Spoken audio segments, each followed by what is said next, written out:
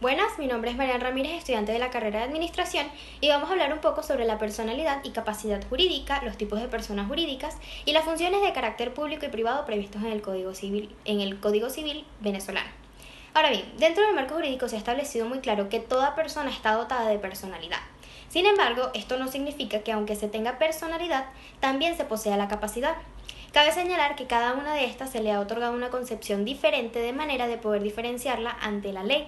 Así se podría decir que la personalidad se refiere a la identidad jurídica que una persona posea para ser titular de derechos o deberes jurídicos. Pero si nos referimos a la personalidad jurídica, en este caso, se puede otorgar a una persona, entidad, asociación o empresa que posea capacidad suficiente para contraer obligaciones y realizar ciertas operaciones las cuales van a producir plena responsabilidad jurídica frente a sí mismos como a terceros. No obstante, la capacidad se puede definir como la disposición de aptitud para poder hacer uso de esos derechos o deberes jurídicos, conociendo la responsabilidad jurídica como la acción que va a culpar, sea a propósito o no, a quien incurre en un acto o negocio jurídico. En el Código Civil establece de manera categórica en el artículo 18 que es mayor de edad quien haya cumplido 18 años y a su vez es capaz para todos los actos de la vida civil. En el ordenamiento jurídico existe la clasificación de las personas, a manera de poder hacer una distinción entre las personas naturales y jurídicas. El legislador especifica dentro de la norma la capacidad que adquiere cada una de ellas y que la ley les confiere en relación a los derechos y obligaciones que pueden tener ante cualquier negocio jurídico.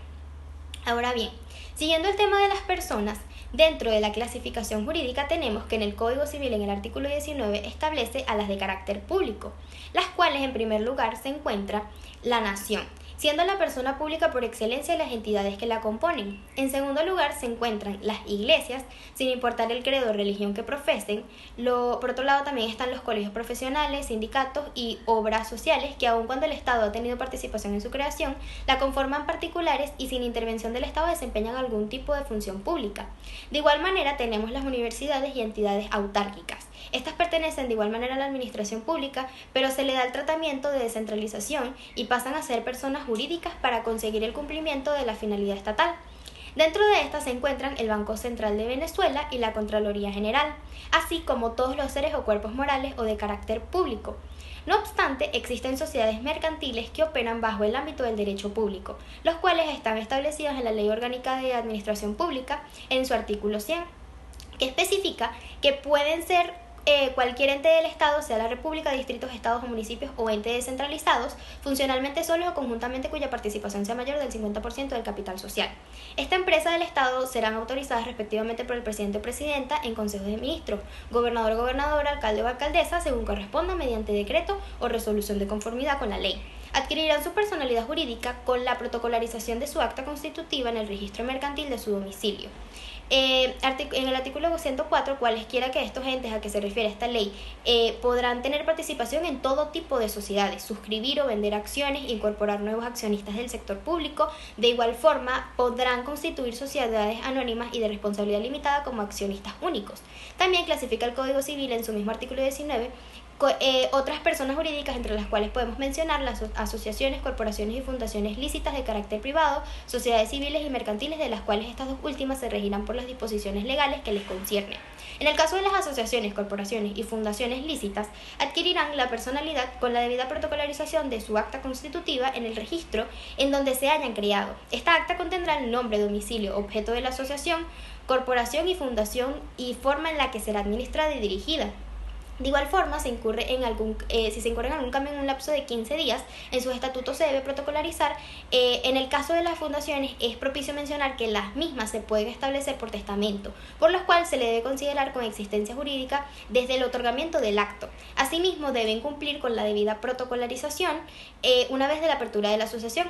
Es importante considerar que el Código Civil en su artículo 20 establece que las fundaciones tendrán su creación solo cuyo objeto sea artístico, científico, literario, benéfico o social. Y en el mismo orden, en el artículo 21.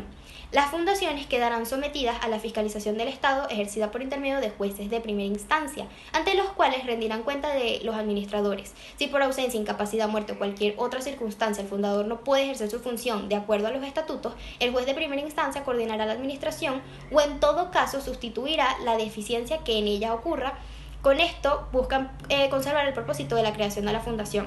De otra manera, en el artículo 23 de este mismo código establece que una vez oída la administración de la fundación, el juez, si fuese el caso, puede ordenar la disolución de esta y transferir los bienes a otra fundación o institución cuando su objeto haya sido imposible o ilícito.